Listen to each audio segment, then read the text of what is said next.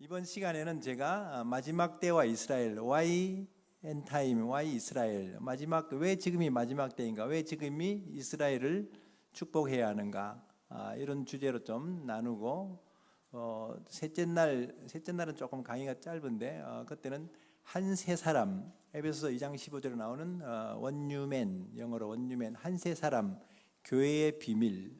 에베소서를 우리가 그렇게 공부하고 로마서를 공부하지만 정말 이스라엘에 대한 신비를, 하나님의 이 비밀을 알기가 쉽지 않았었고, 또 에베소서를 통해서 뭐 나중에 여기 강사들이 말씀하시겠지만 루터다, 뭐 이런 종교개혁가들, 쯔빙글리다, 칼빈이다, 아무리 얘기해도 사도 바울만큼 위대한 신학자나 영성가는 없죠.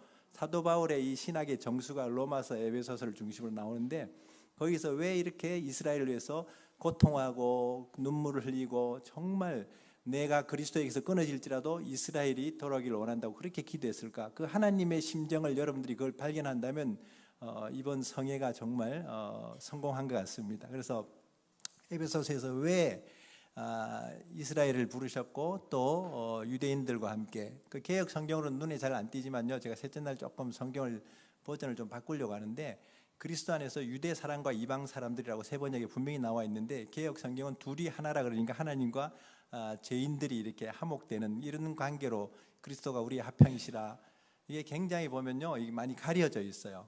그래서 점점 우리가 이제 그 마음 눈이 밝아지고 정말 지혜와 계시형이 부어질 수 있도록 바울의 기도를 드리면서 다시 성경을 보다 보면요, 여기 오전에 쓰셨던 김충열 목사님 2012년에 저희 IMN이라는 단체하고 그 영세교회 담임 목사 은퇴하시기 전에 월터 카이저 박사라든지 고든 코넬의 총장하셨던, 이건 너무 막 비빅 소리가 나네요.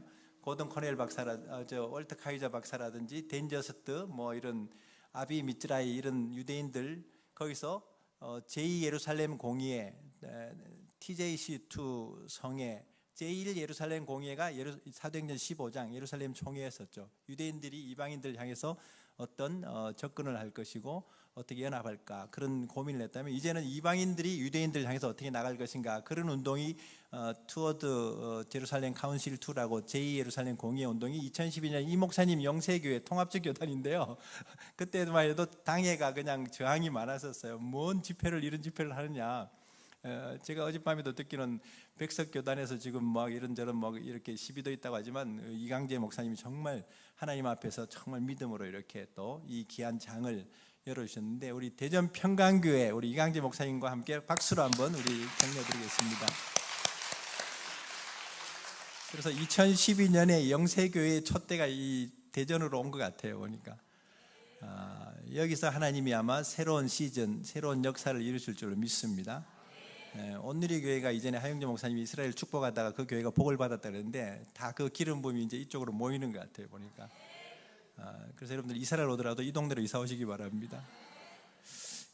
그때만 해도 이 목사님이 이렇게 책을 많이 쓰시고 이스라엘을 전념하면서 기도하지 않으셨는데, 은퇴하시고 나서 정말 이스라엘의 기름 부으심으로 이스라엘을 위해서 한국교회가, 목회자들이, 주의 종들이 이스라엘이 열리도록 정말 눈물로 기도하면서 강의 보세요. 여러분들 오늘 시간을 작게 주셔서 다 못하셨는데, 그 강의한 그 아티클 다시 한번 읽어보시고, 정말 그 말씀 속에 이분이 깨달은 놀라운 하나님의 이런 비밀들, 또 하나님의 그 마음들, 또 이 신학에 이런 어떤 여러 가지 이런 어떤 좌표들, 그걸 한번 여러분들이 잘 보시고요. 저도 지금 여기 이스라엘 강의할 때마다 소개하는 책인데, 유대 민족의 비극적 역사와 교회, 원래 제목은 우리 손이 피로 물들은 나에다라는 제목인데, 2000년 동안 유대 민족이 디아스포라 돼가지고 이방인들에게, 또 중세시대 때 오늘날 현대 이 홀로코스트까지 어떤 고난의 역사를 가졌는가를 정말 잘 새겨놓은, 그래서 이 책은 시중에서 살 수가 없어요. 너무 귀한 책들은 시중에 없어요. 저만 갖고 다니는 책인데, 제가 지금 몇 권 안 갖고 있어. 그래서 정말 3일 동안 강의를 잘 듣는 분들 몇 분 뽑아서 드려야 될 것 같아. 그래서 필요한 분들은 저한테 개인적으로 연락하시면 제가 또 우리가 인쇄할 수 있으니까요. 이런 귀한 책들을 그 김충열 목사님도 쓰셨고, 여기 마이클 브라운 박사나 유대인들이 이렇게 귀한 책들인데, 사실은 정말 많이 가려져 있어서 이런 게 출판도 안 되고 이렇게 막 다시 이렇게 발행이 안 되는 게 참 많은데, 이제 좀 공부하셔야 돼요. 정말 마지막 퍼즐이고, 이스라엘은 제가 지금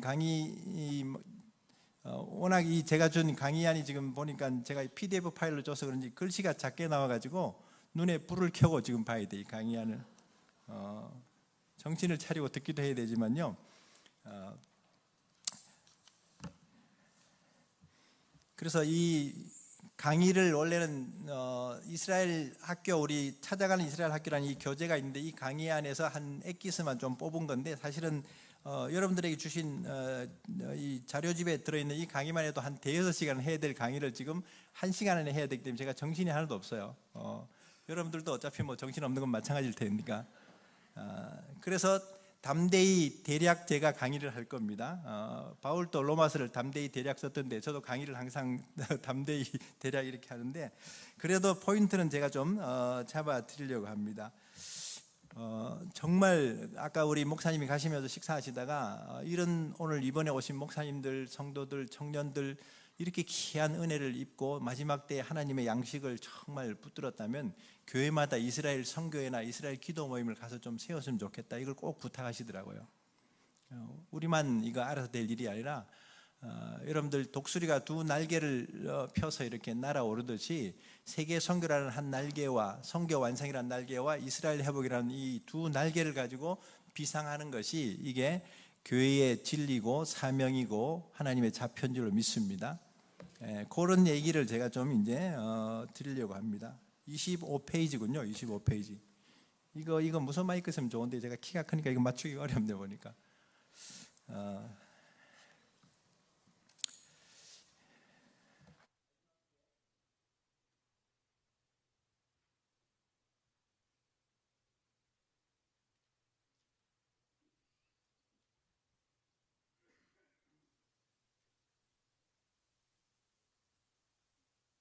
감사합니다. 지금 날씨가 지금 비가 오고 눈이 내리듯이 하나님의 말씀에서 선포된 구약의 옛적 선지자들의 말씀은 반드시 성취되는 줄로 믿습니다. 제가 30년 전부터 유대인들을 만났었고요. 목사 안수도 제가 유대인들에게 안수를 받았었고, 한국에서 이스라엘 운동을 제가 한 10여 년 동안 계속 줄기차게 이런 집회들, 뭐 절기, 이런 성회들 이스라엘 아우리치 했었죠. 그래서 이제 한 1년 전부터 제가 좀 열중샷하고 있는데 갑자기 최영 목사님이 나타나더니 영화를 만들고 룻기로 연유맨 영화를 만들고 이런 집회를 한다고 이렇게 막 밀어붙이시는데 얼마나 저돌적인지 제가 따라가기 정신이 없어 보니까.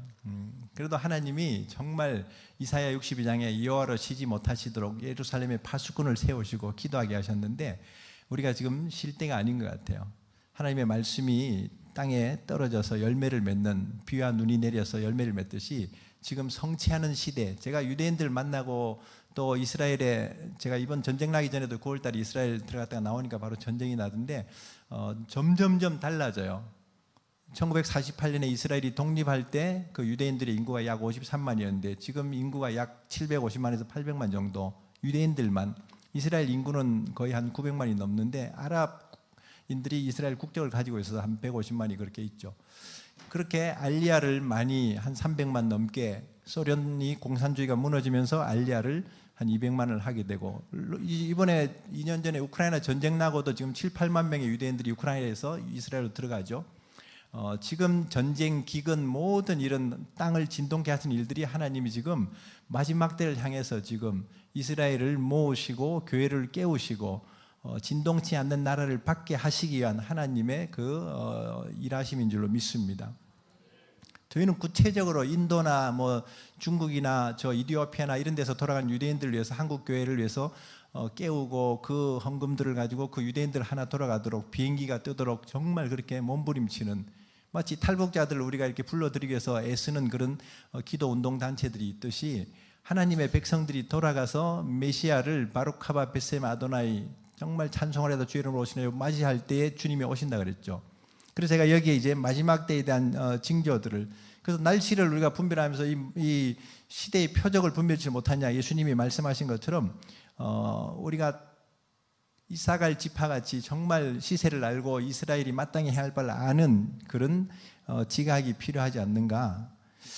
이번에 제가 1월 1일, 2, 3일에 부산 온천교에서 여기 이제 내일 강사로는 우리 제 친구 목사님인데 조아브람 목사님이 사도행전 선교회 국가기도운동 이용희 교수님이나 뭐 저기 박영호 목사님 이런 분들하고 국가기도운동 하시는 분인데 거기서 금식하는데 탈북자를 만나가지고 참 마음에 굉장히 하나님의 어떤 진동을 이렇게 원래 이렇게 베데스다에도 물이 동할 때 막 기적이 일어나잖아요. 그러니까 하늘에 시간표가 되고 하나님의 그 시공간이 땅으로 내려오면 역사가 일어나듯이 이 집회 사흘간 여러분들 마음에도 이 크로노스라는 시공간에 카이로스의 이 역사들이 일어나길 바랍니다.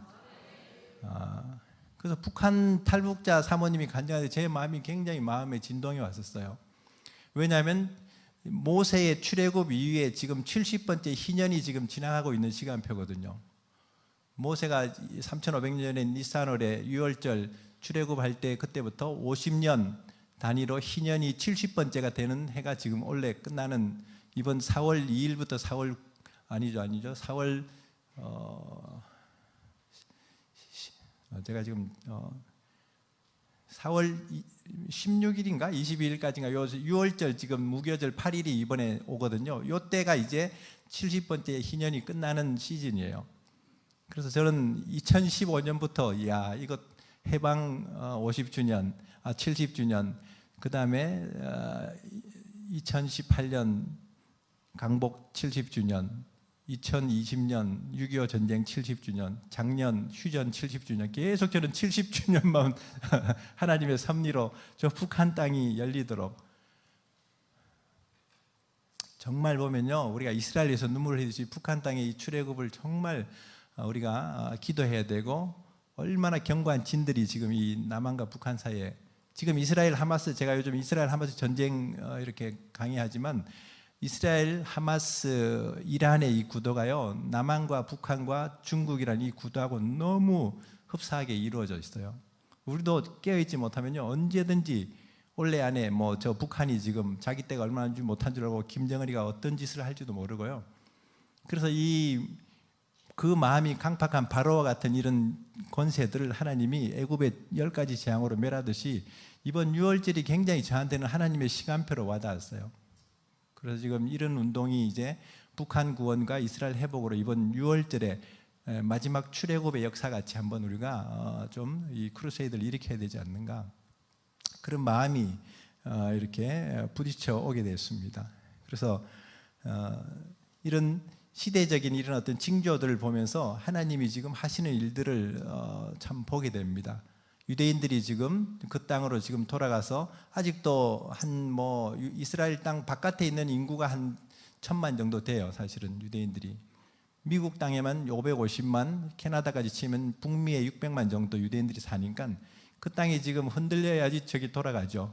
뉴욕 땅에 200만 유대인들이 살지만은 뭐 거기 오래된 랍비들이나 이런 사람들은 안 돌아가려고 그러죠. 전쟁 나고 맨날 저 테러 나고 저 사막 같은 환경에 그 미국에 살던 그 유토피아에서 안 가지 이제. 하나님이 그래서 아마 미국을 한 번은 흔드는 타이밍이 올 텐데 하나님의 시간표가 있겠죠. 그래서 유대인들은 돌아가고 거기서 메시아를 만나게 되고 우리는 땅끝까지 이제 복음을 전하면서 그리스도 안에서 서로 유대인과 이방인이 만나지는 이 한 세 사람이 될 때에 주님이 이제 오시는 이 시간표라는 것을 우리가 볼 수가 있죠. 자, 제가 조금 이제 교재를 보면서 조금 스케치를 해드리겠습니다. 성경이 말씀하는 이 마지막 때 징조 3가지 이렇게 나오죠. 25페이지에. 제가 성경을 전반적으로 이렇게 보다 보니까 이 마지막 때를 향하는 하나님의 이 좌표가 3가지였는데 하나는 제약이 세상에 가득하면 심판이 오기 때문에 이게 마지막 때다. 바울은 디모데후서에서 말세에 고통하는 때가 이른다 그랬는데 지금 그 현상들이 다 일어나고 있잖아요. 감사를 상실하고 부모를 거역하고 뭐 돈을 사랑하고 쾌락을 사랑하고 다 보면 요즘 제 주변에서도 이 이스라엘 운동하는 지도자들도 그렇지만 한국의 지도자 중에 정말 돈으로 여자로 무슨 뭐 자기의 어떤 영광으로 다 무너지는 분들이 너무 많아요 보니까. 그리고 정말 청년들이 자기의 정욕을 따라서 이렇게 가고 지금 대학에서도 우리가 이게 전도 활동 해보면요, 대학이 지금 거의 유럽의 영국이나 이런 유럽의 대학 수준으로 몇 프로 안 돼, 크리스찬들이 보니까. 전쟁이 났는데도 다 보면요, 그 서울대고 고려대고 보면 대자보가 전부 팔레스타인 지지하는 그런 대자보들과 그런 이스라엘 대사관 앞에 광화문에 가보면 전부 다 그거 뭐 그냥 그렇게 시위를 하고 있고, 이스라엘을 전쟁 범죄 국가로 제소를 하지 않나, 유엔은 지금 압력을 넣지 않나, 지금 이런 분위기죠. 그러니까 지금 대체 신학이 얼마나 이렇게 지금 교회 안에는 대체 신학과 교회 바깥의 세상은 반유대주의가 지금 얼마나 이렇게 팽배해 있는지를 볼 수가 있죠. 그래서 아까 영상에도 보니까 터키 의회에서 그 자리에서 이스라엘을 저주하다가 아브라함을 저주하면 저주를 받는데 그 자리에서 그냥 즉사해버리죠. 그 하나의 샘플이에요. 우리나라 현대사에도 보면요, 이스라엘 문제를 가지고 오일 쇼크 파동돼 이스라엘 외교 관계를 끊고 대사관을 일본으로 옮기고 이러다가 박정희 대통령 시해 사건도 나게 되고 그 이후에 여러 가지 지금 문제들이 정치사에도 다 이게 지금 이스라엘의 문제하고 연결되어 있습니다. 그래서 예루살렘을 사랑하는 자가 형통하고 예루살렘을 축복하면은 축복을 받는다는 말씀이죠. 창세기 6장에 보면 노아 시대 때에 하나님이 인간을 지으셨음을 한탄하시고 정말 이렇게 다 물로 쓸어버리려고 심판하시려고 작정을 하셨는데 노아가 은혜를 입어서 이제 방주를 예비하는데 그 시대 이전에 하나님이 유다서를 보면 계시록 바로 앞에 있는 문과 같은 본문인데 유다서에 보면 에녹이라는 족장 시대 훨씬 이전에 이제 노아 시대보다 더 먼저 된 아담의 7대 손 에녹이 예언을 했다 그랬어요. 이거는 원래 외경 에녹서에 나오는 걸 발췌해서 유다서에서 가져온 건데 그 유다서 1장에 보면 아담의 7대 손 에녹이 이 사람들에 대하여 예언하여 이르되 예언을 했는데 이 뭐 에녹이 예언자도 아닌데 예언이라는 표현을 쓰고 있죠. 수많은 천사들과 함께 주님이 나타나셔서 여러분들 이 자리에 만일 무슨 윤석열 대통령이 나타나거나 대전시장이 와도 우리가 긴장하는데 주님이 혼자 오지 않고 수많은 천사들과 함께 오셨다면 여러분들이 지금 이렇게 멀뚱멀뚱 쳐다보고 있겠습니까?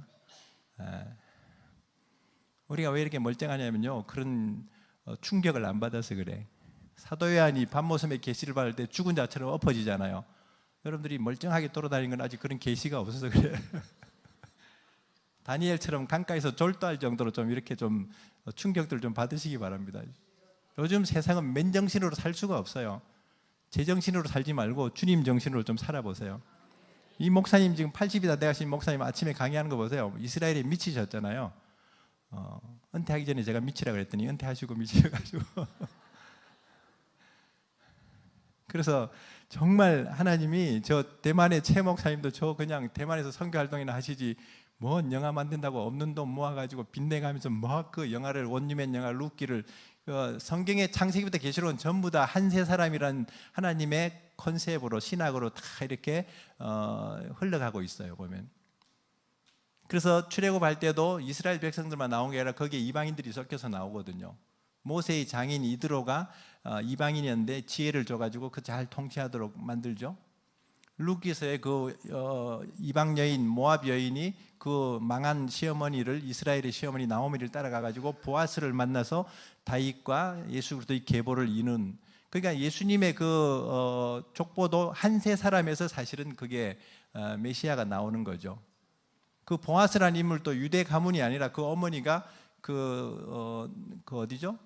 그 무슨 여리고성의 기생 라합이었어요.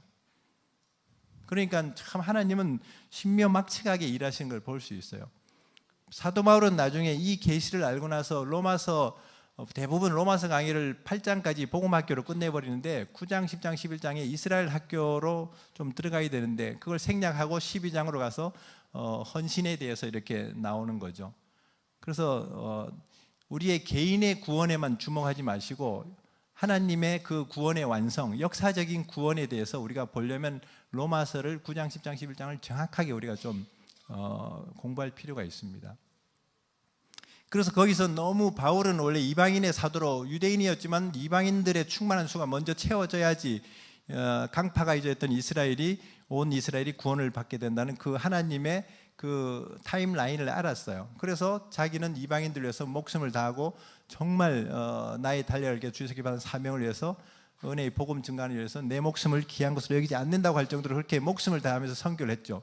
그런데도 이스라엘이 시기하고 돌아와야 되는데 아직도 꿈쩍도 안 하고 있는 걸 보면서 내 마음에 그치지 않는 고통이 있고 큰 근심이 있어서 정말 내가 끊어질지라도 저 이스라엘이 돌아오기를 원한다고 그렇게 고백하면서 로마의 이 성도들에게 이렇게 쓰고 있는 본문인데, 거기서 하나님의 비밀을 너희가 모르기를 원치 않는다, 이방인의 수가 충만해지면 온 이스라엘이 구원받고 제약이 끝나고 주의 나라가 임한다, 그렇게 끝나면서 자기도 감격해가지고 깊도다 하나님의 지혜와 지식에 부유하며 누가 이것을 깨닫고 누가 이걸 측량할 수 있느냐 하면서 그 편지를 쓰다가 자기가 오히려 그냥 예배로 들어가 버려요. 아주 하나님의 임재 가운데. 그 한국에도 훌륭한 신학자들도 많고 귀한 목사님들 얼마나 많으세요. 근데 지혜 있는 자들이 감추시고 미련한 우리에게 이걸 나타내 주셔가지고 이걸 전하게 하시죠. 선지자들이 다 그래요. 뽕나무 기르던 그 아모스 같은 그 목동 같은 선지자를 저 남쪽에서 저 북쪽에 베델로 보내가지고 예언하러 했더니 어디서 이게 듣보잡이 와가지고 여기서 왕궁에서 예언하냐 그러면서 네 밥벌이나 하라면서 막 그렇게 무시당하죠. 마찬가지입니다. 오늘날도 이렇게 나사렛에서 무슨 선한 것이 날 수 있냐고 말한 것처럼 하나님은 정말 그 숨은 종들을, 감추인 그 종들을 통해서 지금 계시를 열어주고 있는 줄 믿습니다. 그래서 이 에녹이 이 심판에 대한 계시를 노아 시대보다 훨씬 먼저 이렇게 몇백 년 전에 받았고, 그 경고를 받고 잠을 이룰 수가 없어가지고 그 후에 이제 아들을 낳게 되는데, 그 아들이 성경에서 가장 오래 살았던 인물 무드셀라였어요.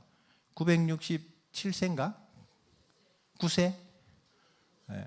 아무튼 오래 살았잖아요, 그죠? 왜 그렇게 오래 살았는지 저는 이해를 못했는데 이걸 공부하다 보니까 나와 보니까 이 아들의 이름을 심판이라는 의미로 이렇게 창을 든 자, 이 심판의 이 의미로 무드셀라라고 지어주고, 이 에녹이 아버지가 이 아들이 이전에 고대 성경시대 전쟁에서는 창을 든 한 사람이 마지막 그 사람이 쓰러지면 그 성이 함락되고 멸망되거든요. 그러니까 이 무드셀라가 무너지면 심판이 온다는 그 예언이 이루어진다는 걸 알았죠. 그래서 이 에녹이 아버지가 깨어 있었던 겁니다. 여러분들 집에 아무런 문제가 없으면요 안 깨어 있어요. 자녀가 속을 세게 해야지 부모가 깨어 있습니다. 성도들이 정말 그냥 목사님을 힘들게 해야지 목사님이 정말 기도하고 금식하고 그래서 이 에녹이 원래 경건한 사람이 아니에요. 아브라함이 원래 믿음의 사람이 아니었던 것처럼 하나님이 에녹을 정말 막 안절부절 자기 아들이 나가나 들어가나, 이 아들이 죽으면은 다치거나 죽으면 이제 이 하나님의 심판이 오는 걸 아니까 그렇게 기도하기를 300년간 동행했다 그랬죠, 하나님과. 그러니까 제가 굉장히 보기에는 아주 편안하게 보이는 사람인데 정말 험악한 세월을 보낸 목사예요. 그래서 제 안에 이런 평강이 있고 이런 말씀을 나눌 수 있는 담대함이 오는 거예요. 그리고 많은 사람들이 가는 넓은 목회의 길로 가지 않고 정말 아무도 안 가는 이스라엘 이 운동이나 이런 원유맨, 이스라엘에 한 10년 하고 나니까 하나님이 원유맨의 계시를 줘가지고 한세 사람 운동으로 이제 이 물결을 지금 일으키고 있는데, 갈수록 더 좁고 협착해 보니까, 젊은 날은 제가 정말 뭣도 모르고 이 좁은 길로 주님의 길로 따라왔다가 이제 돌아서려고 했더니 이제 이 살이 쪄가지고 좁은 문으로 나갈 수가 없어 이제. 여러분들 정신 먹을 생각 좀, 제가 잠을 깨우는 겁니다. 저를 따라오면 정말 재밌기도 하고 유익하기도 한데, 아직도 이게 분위기 파악을 못하는 분들은 셋째 날 웃을 수도 있어요. 제가 셋째 날 나타날 때. 근데 어디까지 했죠? 너무너무 하나님이 원유맨의 이런 이 이스라엘 운동을 하다가 또 이 한 세 사람까지 마지막 하나님의 이런 어떤 이 지혜와 계시를 이렇게 열어주고 계신데, 근데 이 무드셀라가 지금 죽은 그 해가 정확하게 노아 홍수가 온 노아 600세 그 해하고 같은 시간표였다는 건 이건 우연이 아니란 겁니다. 출애굽할 때 모세가 어린 양을 잡고 그 문설주에 피를 바르고 애굽을 떠날 때 그 시간이, 양을 잡는 그 시간이 예수님이 십자가에서 운명하시는 그 시간이었다는 것도 우연이 아닌 것이죠. 여러분들, 그래서 이스라엘 운동할 때요, 이 유월절, 오순절, 초막절 이런 거 유대인들만 지키고 있는데, 그래서 이스라엘 절기라고 하지만 성경에 이스라엘 절기라는 표현이 안 나와요. 레위기 23장에 여호와의 절기라 그랬습니다. 하나님의 백성들의 규례인데, 우리가 그 시간표를 따라가면 예수님의 초림이 정확하게 봄의 절기에 유월절과 이 초실절 오순절에 예수님의 초림이 완성됐고, 예수님의 재림이 나팔절에 계시록의 심판이 오고, 대속죄일에 스가랴서에 나오는 이스라엘 민족적인 회개 운동을 통해서 그들이 애통해하면서 돌아오는 시간표고, 그리고 이 초막절에 주님과 함께 천년왕국으로 들어가는 이 시간표, 가을 절기를 우리가 그렇게 깨어 있는 것들도 똑같이 뭐 유대인들처럼 양을 잡고 무슨 뭐 천막을 치고 그 무슨 그 초막절을 지내고 그러자는 얘기가 아니라, 그런 신앙의 이런 어떤 정신으로 깨어 있자는 겁니다. 제가 이제 이스라엘 전쟁 강의는 이번에 못하지만은 그 이스라엘의 25살짜리 처녀가, 우리 딸보다 더 어린데 그 처녀가 그 마을을 지켜가지고, 그 마을이 이번에 이 하마스 테러가 쳐들어왔는데 다른 마을들은 다 죽고 여인들 강간당하고 인질로 잡혀가고 아이들 그냥 정말 비참하게 죽고, 그럴 때 이 마을은 한 사람도 희생이 안 당하고 아무것도 탈취를 당하지 않고 하마스 대원들을 25명을 쏴 죽여버렸지. 왜? 25살 이 보안관 이 처녀가 이 로켓 날아다니고 막 분위기가 심상치 않으니까 이 예비군들 깨어가지고 무기고 열어가지고 다 초소를 지키게 했어요. 깨어있는 이 인발이란 25살 처녀 하나가 그 마을을 지키듯이, 그 도시도 교회도 깨어있는 한 사람, 슬기로운 다섯처럼 깨어있는 사람을 통해서 하나님이 일하시는 줄 믿습니다. 대한민국도 뭐 50만 60만 군인들이 지킨 거 아니에요. 제가 지난주도 DMZ 때 갔더니 헤이아도만 보니까 이스라엘처럼 전쟁 나면요, 우리가 지금 예비군으로 가야 돼. 지금 쟤네들은 벌써 이 스마트폰으로 벌써 북한에서 뭐 포쏘고 전쟁 나는 거 다 데이터를 먼저 받아가지고 지들 살 길을 찾고 있는 그런 아이들이 많아요, 보면. 물론 뭐 우리 자녀들 아니겠지만은. 그러니까 정말 깨어 있어야 되는 겁니다. 한 사람만 깨어 있어도 그 가정이 문제가 없고, 정말 기도하는 한 사람이 기도하지 않는 한 민족보다 강하다 그랬습니다. 저는 그래서 이번 6월절을 위해서 기도하기로 작정했어요. 북한의 출애굽을 달라고 기도합니다. 이스라엘 전쟁도 봄 전후로 이제 뭔가 어떤 터닝 포인트가 올 것 같아요. 그 4월까지 이스라엘 간다고 표 끊어놓은 사람들 다 취소해야 될 판이야. 전쟁이 아직 안 끝나기 때문에. 제 기도가 끝나면 전쟁도 끝날 겁니다. 왠지 하나님이 이렇게 어떤 사람들은 몸이 쑤시면 뭐 비가 온다 그러던데, 저는 뭔가 제 안에 진동이 나면 하나님의 어떤 카이로스의 시간들이 이루어지는 걸 많이 보는데, 그래서 지금 이 에녹이 그런 예언을 가지고 정확하게 지금 그렇게 기도했고, 무두셀라가 죽을 때 노아 홍수의 심판이 온 걸 보면, 지금은 소돔과 고모라가 아니라 그 노아 시대보다 더한 죄를 짓고 있는, 말로 할 수 없는 이 제약으로 가득한 곳에, 지금 과학의 바벨탑이 얼마나, 요즘 나오는 스마트폰들이 다 AI 폰으로 막 나온다 그러잖아요. 그리고 스마트폰 하나면 언어가 필요 없어요. 제가 얼마 전에 인도네시아 그 형제들 특강하러 갔었는데, 얘네들이 내가 이렇게 강연하니까 옆에서 핸드폰 켜놓고 거기서 구글 그 번역 앱을 가지고 한국말 이렇게 들리면 그 핸드폰에 자기 인도네시아 말로 툭 이 기록이 되면서 그걸 보고 이제 통역하더라고. 다음엔 너 오지 마라 그랬어요. 나도 할 줄 아니까 이제 내가 한국말하고 인도네시아 말 그 스피커폰 만들면 인도네시아 말이 나가니까 통역이 필요 없어. 이제 외국에 공항 가고 어디 저기 외국에 이제 이 투어 나가도 뭐 성경에 가도 문제가 없어요. 이게 다 지금 이 손안에 이 컴퓨터가 다 해결해 주는 시대가 돼 버렸어. 그리고 지금은 유튜브, 넷플릭스 같은 그런 OTT 같은 이런 것들이 지금 다 모든 정보와 모든 기능들을 한쪽으로 모으고 있죠. 우리가 모르는 사이에 세상은 지금 단일 이 적그리스도의 이런 시스템으로 가고 있다는 걸 우리는 인식을 해야 되는 거예요. 우리는 빨리 이 도시 안에서 살 생각하지 말고 그냥 계시록에 나오는 대로 광야에서 하나님이 예비하신 처소에서 1260일을 버틸 생각을 해야 돼. 우리가 어디 땅굴 파고 하마스처럼 그런 데 들어가 있지 마세요. 그런 데는 정말 무너질 수 있어. 하나님이 지존자의 은밀한 곳에 전능자의 그늘 아래 우리를 이렇게 예비하시고 지키신다는 그 믿음이 있어야지. 환난을 두려워하고 뭐 코로나 같은 거보다 더한 것이 앞으로 올 텐데 그거 두려워하고 있으면요 사로잡혀요. 하나님의 사랑이 우리를 이 천사들이나 권세들이나 어떤 이 죽이는 것들로부터 우리를 끊을 수 없다는 이 확신들, 온전한 사랑이 두려움을 내어준다는 이 믿음이 있다면요 전혀 두렵지 않습니다. 그래서 제가 이제 결론이 먼저 나오려고 그래. 유다서가 나온 김에 제가 이 말씀을 드리려고 그래요. 유다서에 보면은 마지막 때 성도들이 받은 구원을 지키기 위해서 힘써 싸우라 그랬어요. 정말 성도들은 싸움도 잘해야 돼. 너무 착하기만 하면요 이 세상과 죄를 이길 수가 없어요. 믿음의 선한 싸움을 싸워야 되는데 그러려면은 영적인 무장을 해야 됩니다. 그래서 유다서 1장 20절 21절에 보면 지극히 거룩한 믿음 위에 자기를 세우고 성령으로 기도하고 하나님의 사랑 안에서 자기를 지키라 그랬습니다.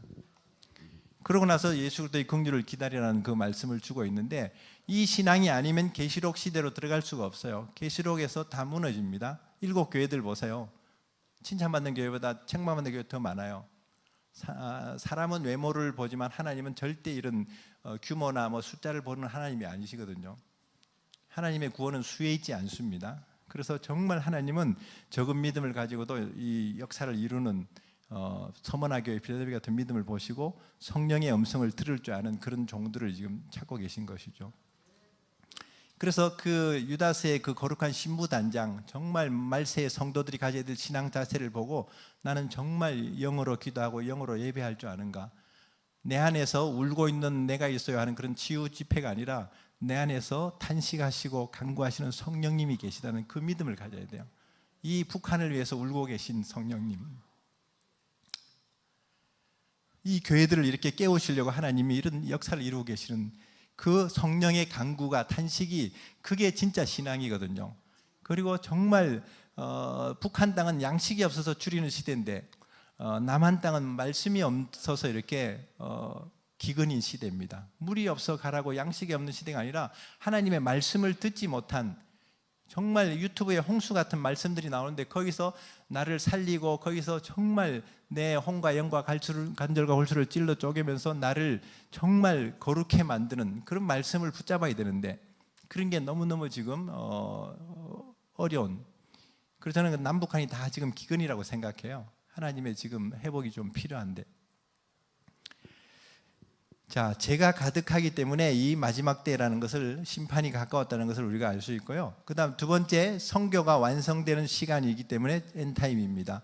마태복음 24장에 보면 모든 민족에게, 모든 종족에게 복음이 증거되리니 끝이 온다는 이 말씀들. 지금 그래서 제가 선교학을 전공한 사람이고 선교운동을 젊을 때부터 했기 때문에 알아요. 전 세계 거의 미전동 종족이 거의 없는 시대를 우리가 지금 살아가고 있죠. 전 세계 종족이, 나라는 240개지만 24,000 종족이 사는데 제가 1990년부터 10년 단위로 선교 대회를 참석하면서 12,000 종족, 6,000 종족, 뭐 3,000 종족, 1,500 종족 하더니 지금 코로나가 일어날 때 코로나 모르는 나라와 이 백성들 없었잖아요. 선교사가 안 들어가도 북한이나 저 이슬람이나 이런 곳에 복음 방송이 들어가서 많은 사람들의 회심이 일어나고, 레바논 같은 저런 나라들, 이집트 같은 나라들이 우리보다 기독교 인구가 더 많아요. 오히려 15% 20% 넘어가요. 그 나라들이. 시리아 같은 데도 지하 교인들, 그 다음에 저 이란 같은, 제가 지금 갖고 온 책이 그 이란과 북한, 중국의 지하교회 교인들 핍박받는 무명의 그리스도인들의 그 간증들인데 정말 놀라워요. 북한에서는 지금 그렇게 교회가 없다고 하지만 4대째 그 성경을 충격하면서부터 그 할아버지부터 그 신앙을 이어오다가 잡혀가기도 하고 탈북하기도 하고, 그 신앙이 지금 우리가 지금 편안하게 이렇게 지금 코로나 정도에서 교회도 안 나가는 이런 신앙하고 비교가 될 수 있겠냐 이 말이죠. 그래서 하나님이 마지막 때에 지금 이 선교가 지금 거의 완성되고 있는 시간표, 그 다음 또 한 가지를 우리가 놓치고 있는 게 이 세 번째 마지막 때의 징조인데 이게 이스라엘 회복입니다. 예수님이 예루살렘아 예루살렘아 하시면서 이렇게 암탉이 새끼를 품는 것처럼 이스라엘을 그렇게 품으셨고 이스라엘 집에 잃어버린 자를 찾으러 오셨는데 그들이 원치 않았었죠. 그래서 이 집이, 이 성전이 황폐해진다고, 그게 이제 AD 70년에 로마가 와서 성전을 다 짓밟고 110만 명이 학살당하고 9만 7천 명이 포로로 끌려가고 전 세계로 유대인들 다 흩어버린 게 그게 AD 70년에 그 사태였고, 그 후에 135년에 아까 말씀했던 바르 코코바 같은 유대인들이 막 반란을 일으키니까 이것들을 다 섬멸해버리고 그 땅 이름을 바꾼 것이 팔레스타인이 돼버렸어요. 여러분들 절대 설교하거나 성서지리 공부할 때 팔레스타인이라는 단어는 그 땅에 맞는 단어가 아니에요. 역사가 왜곡된 겁니다. 팔레스타인 사람들은 제가 그 이스라엘 대사관 자료도 지금 가지고 있지만 보면은 에게해 쪽에서 흘러온 해양 민족들, 씨 피플들이에요. 에게해 쪽에서 흘러 들어와 가지고 이집트 북동부 쪽, 지금 가자 지역 이쪽에서 이 이스라엘 변방에 있는 모압, 암몬 뭐 이런 이 사람들하고 섞여서 혼혈민족으로 남아있는 성경에 나오는 가사, 블레셋의 그 후손들이었지.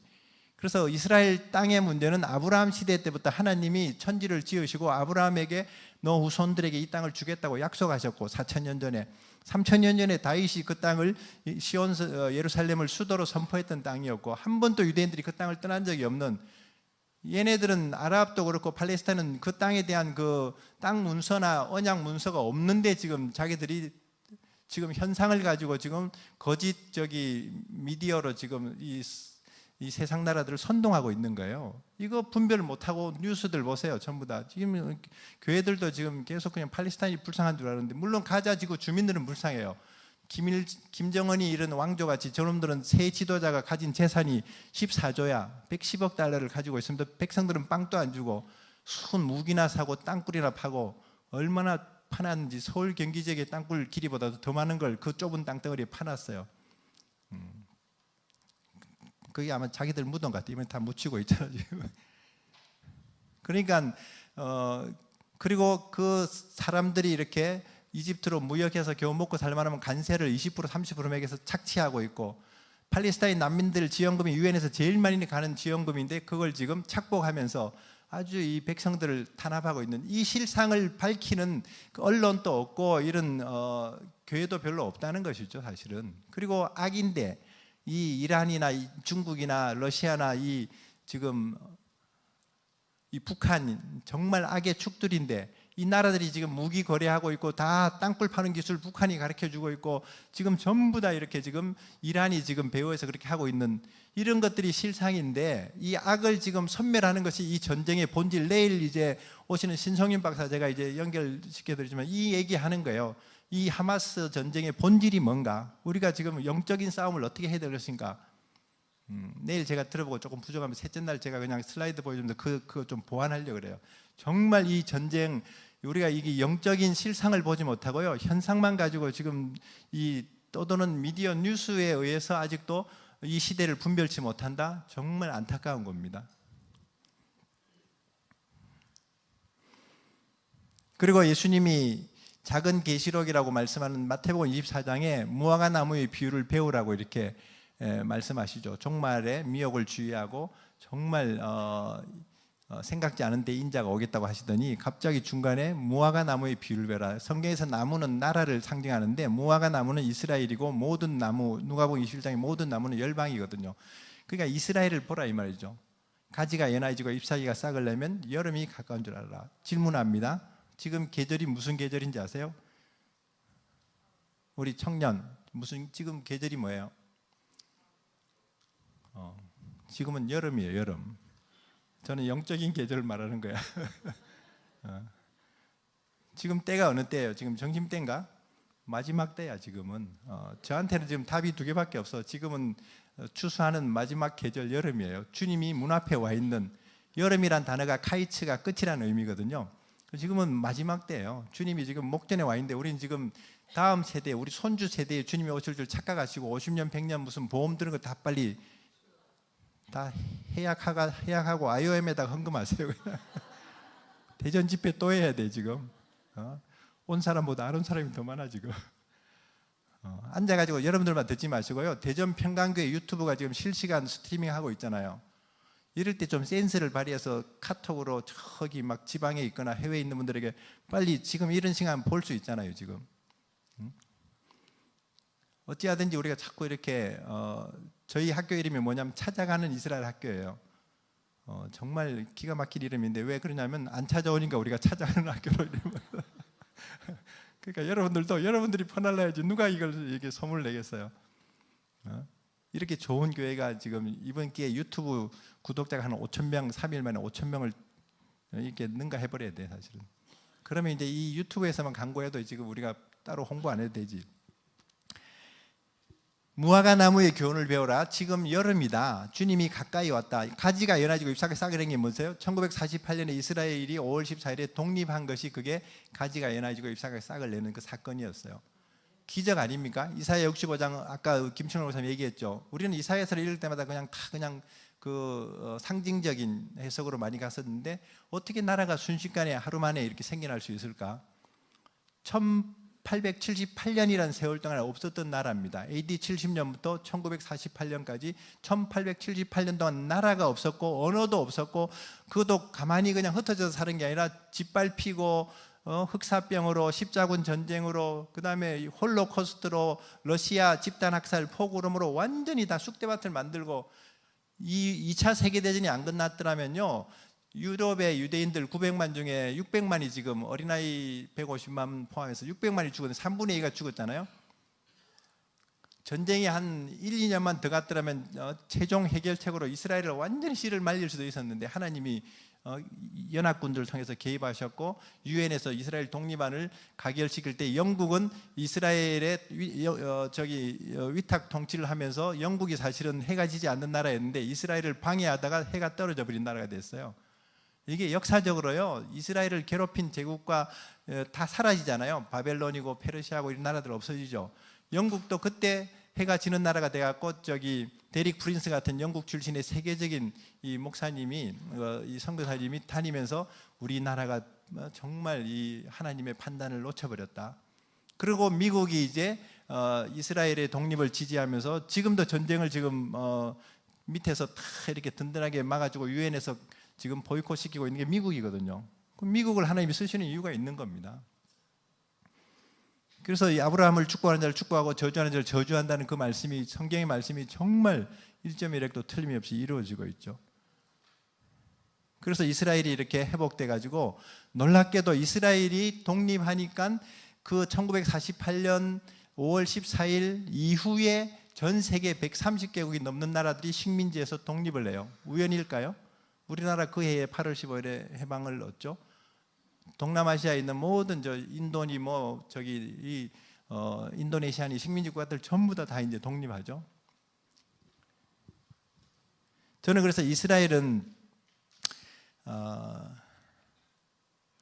마치 지구촌의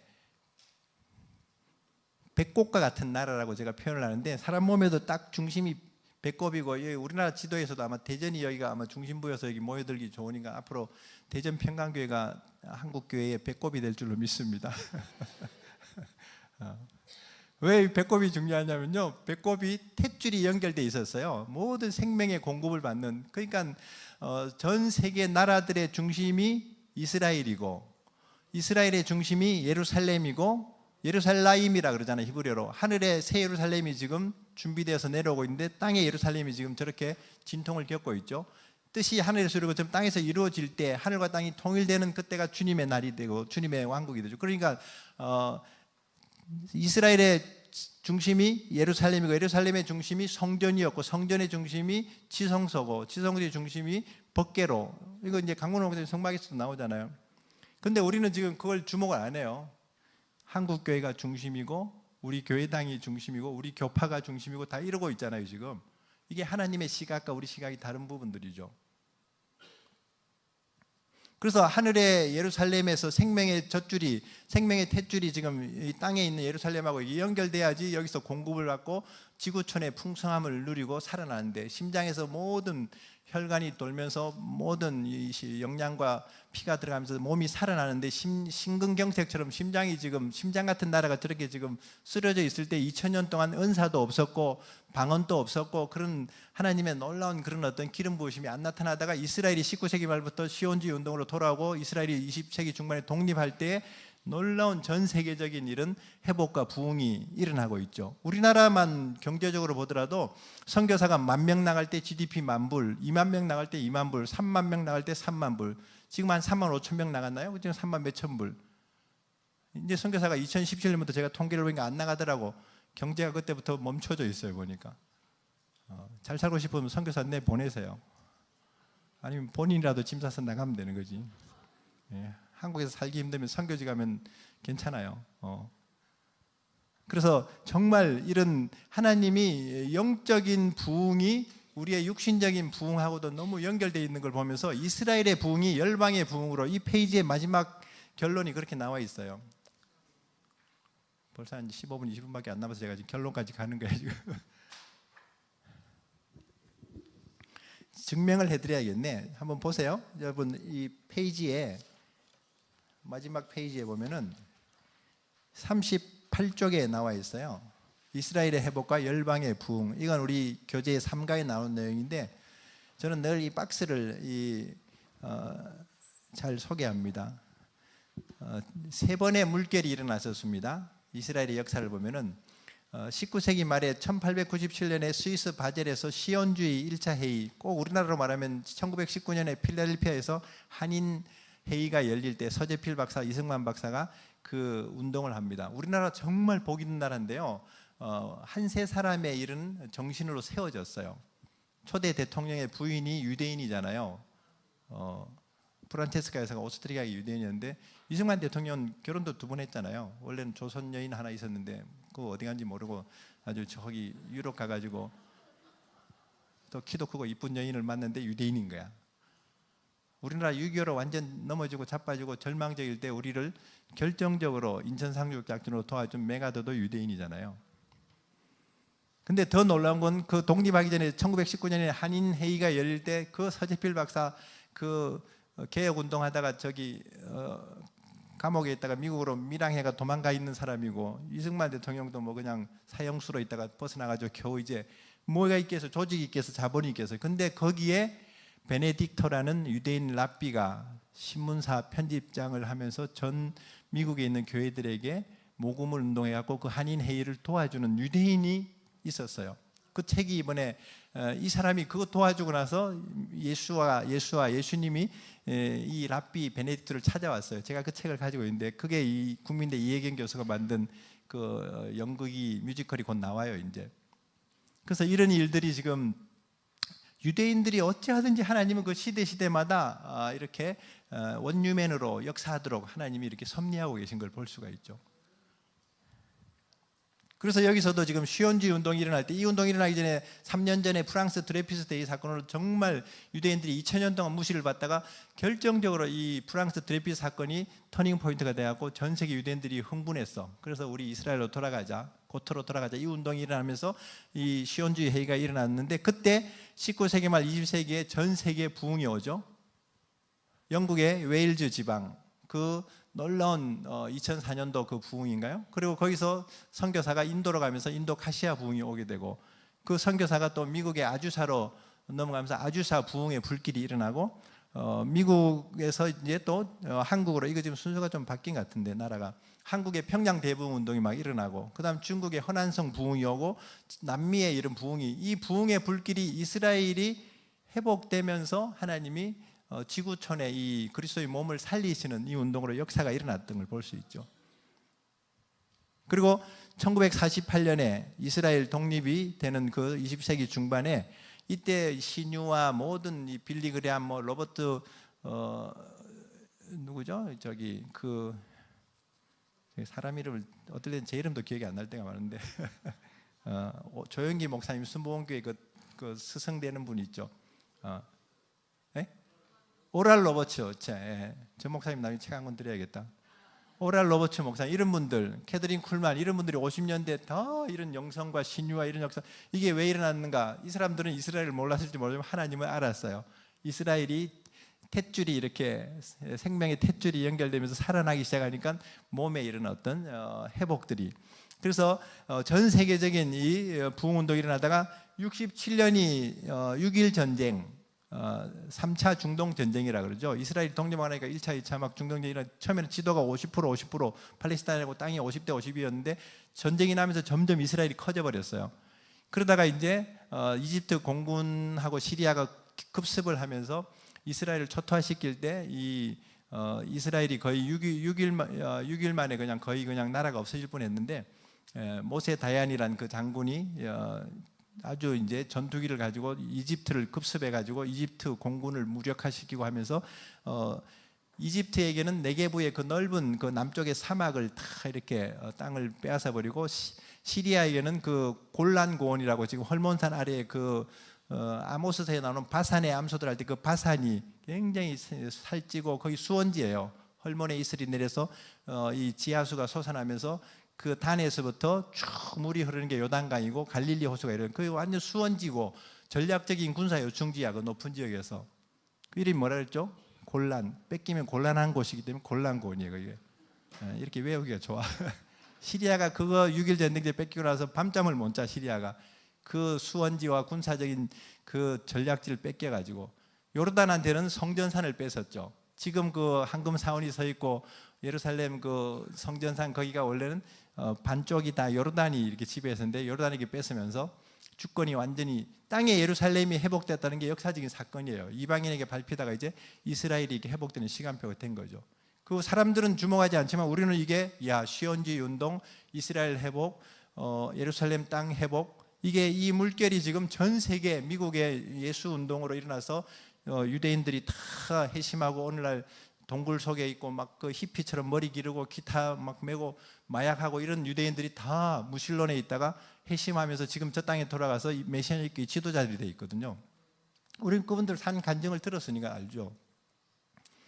그리고 한국 땅에도 엑스폴로 7사라든지 여의도 광장에 100만 명, 200만 명 그 부흥 운동이 이때 일어나죠. 그럼 지금 제가 말씀드리는 것은 제1, 제2, 제3의 물결이 이스라엘의 회복과 열방의 붕으로 간다면 지금은 이 알리아라든지 이 원유맨 운동을 통해서 마지막 하나님의 물결이 일어나는 시간표라는 겁니다. 주님이 오실 때 정말 우리가 시편의 133편이라는 대로 형제가 연합하여 동거하며 어찌 그래서 우리는 다 그런 본문들 때 이스라엘이 안 열렸을 때는 우리끼리 연합을 하고 하나 되는 거다 이렇게 보지만요, 성경은 전부 다 하나님의 컨셉이 한 세 사람입니다. 유대인과 이방인들이 그리스도 안에서 연합하고 장자와 이렇게 우리가 그 다음 이방인들이 하나 될 때 헐몬의 이슬이 시온의 산들에 내린 것 같고 제사장의 기름 부음이 와서 거기서 영생의 복을 받는 그 낙원이 되는 거죠. 그런 은혜를 하나님이 지금 우리에게 말씀하는 겁니다. 자, 조금 더 앞으로 가서 제가 빠진 것 좀 한두 가지 좀 나누고 이제 한 10분 안에 좀 매듭을 지을게요. 마지막 때의 징조가 이렇게 세 가지가 있는데요. 하마스가 결정적으로 이번에 10월 7일에 토요일 날, 우리로 말하면 토요일이지만 그날은 샤밧 안식일 새벽이었어요. 우리나라 6.25 전쟁 날 때도 주일날 새벽에 이렇게 나오잖아요. 그러니까 사단이 역사하는 시간은 어떻게 보면 굉장히 우리가 이렇게 무장해제하고 있을 때 제4차 중동전쟁 용키푸르 대속죄일에 다 하루를 군인들도 금식하고 무장해제하고 있을 때 전 국민이 하루를 금식하면서 있을 때 4차 중동전쟁이 일어나죠. 이번에도 초막절이 끝나는 8일째는 레위기서에 보면 8일째 성회를 하고 정말 축제의 날이었고 안식일 새벽에서 다 고요히 잠들어 있을 때 하마스가 아주 치밀하게 기획을 해서 쳐들어오잖아요. 이스라엘이 그 스마트 방어 시스템과 그 아이언돔이 다 무력화되죠. 그 이스라엘의 교만을 하나님이 이번에 꺾으시는 거예요. 하나님이 이스라엘의 방패가 되신다는 창세기 15장의 말씀처럼 아브라함에게 두려워하지 말아라. 내가 너의 방패고 너의 큰 상급이다. 그러면서 이스라엘이 세속적인 유대인들 지금 동성애로 지금 종교의 영으로 또 이번에 광야에서 축제하던 그 젊은이들 다 마약 파티거든요. 그 우상을 갖다 놓고 무슨 금송아지 숭배하듯이 그따위 짓 하다가 지금 다 이번에 지금 죽고 잡혀가고 그랬거든요. 하나님이 지금 이 심판을 통해서 정화를 하시는 것이고 전쟁을 통해서 평화를 이루시는 이 역사를 우리가 보지 못하면서 부분적이고 현상적인 가지고 우리가 판단하거나 그걸 이렇게 짚어서는 안 된다는 것이죠.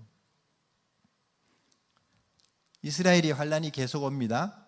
다니엘서에 보면 이제 마지막 때 이 안티오쿠스 에피파네스 같은 이런 헬라 제국에서 그 성전을 짓밟고 그렇게 유대인들 제사장들 죽이던 것처럼 이 스가랴서에도 이제 이런 3분의 1이 이제 이 홀로코스트는 3분의 1이 이렇게 환란을 당했는데 마지막 때는 유대인들이 3분의 2가 불 가운데 던져진다 그랬습니다. 3분의 1이 멸망당하고 그리고 온 스가랴서가 굉장히 중요한 계시서인데 거기에 마지막 세 장이 엔타임이에요.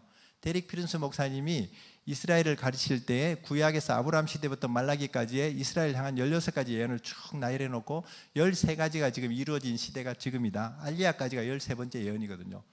이스라엘 애굽에서 400년간 노예살이할 것이다. 다시 돌아오고 거기 가나안 땅에 들어가서 우상을 섬기고 성전이 무너지고 나라가 두 쪽이 나고 바벨론의 포로가 다 이게 예언이 이스라엘과 관계된 예언이거든. 다니엘 70일에도 사실은 예루살렘과 맺은 예언이거든요. 그러고 나서 흩어진 이스라엘이 다시 이제 돌아오게 된다는 것이 13번째 예언이고 14번째, 15번째, 16번째 예언이 스가랴 12장, 13장, 14장에 나와 있어요. 그러니까 우리는 앞으로 미래 시대에 어떤 구도로 이렇게 지금 하나님이 지금 이 이스라엘을 이렇게 깨우시고 회개케 하시는지. 그래서 열방이 막 에워쌉니다. 지금은 저 하마스가 쳐들어가는 정도지만요. 저게 중동 전쟁으로 이제 번지면서 나중에 에스겔서에 나오는 공마곡 전쟁이 되다가 결론에 아마겟돈까지 가거든요. 그럼 이스라엘이 어느 정도까지는 버티다가 전 세계 이 악한 영들이 다 세상 군대를 모아서 올 때는 한 나라가 감당할 수 없고 미국도 아마 어느 정도 가다가 이제 타협할 수 있겠죠. 그러다 보니까 이제 환난 날에 이제 주님을 부르짖을 수밖에 없죠. 그때 새 영과 새 마음이 부어진다고 말씀하신 것처럼 회개의 영이 부어집니다. 세 번역에 보면 은혜를 구하는 영, 용서를 비는 영을 부어주셔서 장자가 죽은 것처럼 통곡하고 애통한다 그랬어요. 그래서 정말 저 백성들이 마지막 대속죄일에 민족적인 회개 운동이 한번 에스라 시대의 그 수문학 광장에서 그 성벽을 쌓고 거기서 부흥 운동을 일으킨 거죠. 한 번 더 이제 하나님이 이제 불을 붙여 주시는데 그 시간표까지 우리가 많이 좀 이렇게 붙들어 줘야 되고 기도해야 됩니다. 할렐루야. 그래서 2300주야 이렇게 다니엘서 예언처럼 앞으로 그 환란이 이렇게 준비되고 있죠. 그런 얘기들이 이제 이 종말의 타임테이블에 나와 있습니다. 여러분들 이 계시록이나 종말을 잘 이해한다면 제가 강의하다 가끔씩 예화를 드는데 춘향전을 읽어보면 이해가 돼요. 신부가 신랑을, 그 몽롱한 신랑을 기다리다가 정말 그걸 견디지 못해갖고 거의 숨이 꼴딱꼴딱 할 때 이제 마라나타 하고 이게 이 신랑이 와서 그 모든 악한 적사또 같은 이 적그리스도를 무너뜨리고 이렇게 역사하시는 것처럼 딱 예수님의 재림이 계시록을 읽다 보면 그 구도하고 너무너무 시나리오가 비슷해. 우리는 고상한 모습으로 주님 맞이할 생각하지 마시고요, 피 흘리는 신부로 끝까지 버티다가 주님을 맞이하실 수 있길 바랍니다. 눈물을 닦을 게 있어야지 눈물을 닦아주지, 눈물을 흘린 게 있어야 눈물을 닦아주지. 눈물을 닦아주시고 해의 뜨거운 기운에 그 굶주림에 뭐 굶주린 것 없이 꾸역꾸역 먹고 있는데 뭐 위로할 게 뭐가 있어 그냥. 그래서 정말 눈물을 닦아주시고 우리를 위로하시고 그 주님 앞에 갔을 때 그냥 마음이 무너지고 정말 깨어지고 통회하는 심령이 되는 게 그게 정말 하나님이 기뻐하시는 그런 신앙인데 그냥 뻣뻣하게 서가지고 뭐 어떻게 하나 보자 뭐 그러고 있으면 안 된다 이거지. 그래서 주님의 오심이 그런 징조가 이렇게 나오고 있습니다. 새하늘과 새 땅이 열리고 그래서 이스라엘의 이 마지막 대항 구도는 그 종말 타임테이블을 좀 보시면 되고요. 이스라엘은 크게 세 이름 단락으로 나눠지는데 아브라함으로부터 선택받은 이스라엘, 언약을 맺고 어떻게 인도하셨는가. 사실은 여기 지도를 이 지도도 사실 원래는 이 배꼽이 되는 저 예루살렘이 저기가 있으면 안 되고 저 중간으로 와야 되고 얘네들 이 남미가 절로 가야 돼요 원래. 이거 지금 좌우가 좀 바뀌었네. 그래서 이스라엘을 하나님이 부르셔가지고 지도로 보면요, 남쪽은 애굽 제국이 지금 저렇게 아프리카의 애굽 제국이 지금 들락날락하면서 짓밟고, 동쪽에서는 지금 바벨론, 북쪽에서는 아수르, 서쪽에서는 헬라, 로마 제국이 완전히 그냥 제국들에게 샌드위치 돼 있어요. 수요도 작은 민족을 신명기에서 부르셨는데, 그리고 이집트 문명, 메소포타미아 문명이 지금 충돌하는, 그러니까 그 무기또라는 것이 마지막 전쟁터입니다. 무기또가 신약에서는 아마겟돈으로 나오잖아요. 그 무기또가 지금도 이스라엘 가보면요, 얼마나 처음에는 평지였는데 이 정복군들이 와가지고 점점 정복하면서 무너뜨리고 자기들이 그 위에 성읍을 쌓고 자기들의 어떤 그 방어막을 치다 보니까 이게 27층인가 28층까지 올라가서 그게 무기또 산이 돼버렸어요. 그래서 텔 무기또라 불러, 아마겟돈을. 거기 앞에 있는 이스라엘 평야, 거기가요 나폴레옹이나 뭐 참 징기스칸도 왔다 간 곳인데, 거기 보면 한 2억의 군대가 집결할 수 있다는데, 거기에 아마겟돈에 이 세상 군대가 마지막 때 집결해가지고 예루살렘을 향해서 진격하려고 대기하는, 그 정렬하고 있는, 그걸 지금 아마겟돈에 그 전쟁을 계시록 16장 19장에서 이렇게 말씀하고 있는 거거든요. 저는 이스라엘 갈 때마다 정말 너무 마음이 짠해요. 이 백성들이 지금까지 받은 고난보다 마지막 때 환란이 더 견딜 수 없을 텐데, 예수 믿음을 가지지 않으면, 하나님의 사랑이 아니면 저걸 결코 그 사랑에서 끊을 수가 없다 그랬는데, 이 믿음을 좀 가르쳐야겠구나.